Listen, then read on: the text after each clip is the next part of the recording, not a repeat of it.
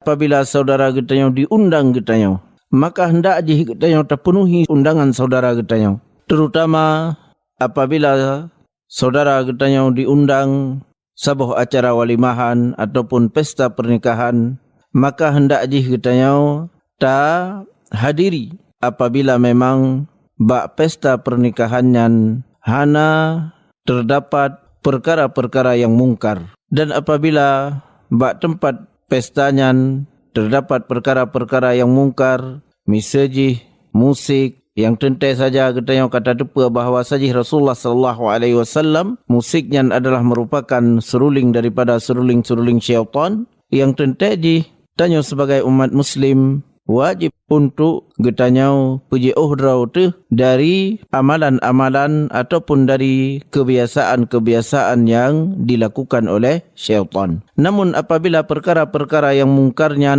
hana bak pestanya, maka wajib bagi getanyau untuk tak penuhi daripada undangannya.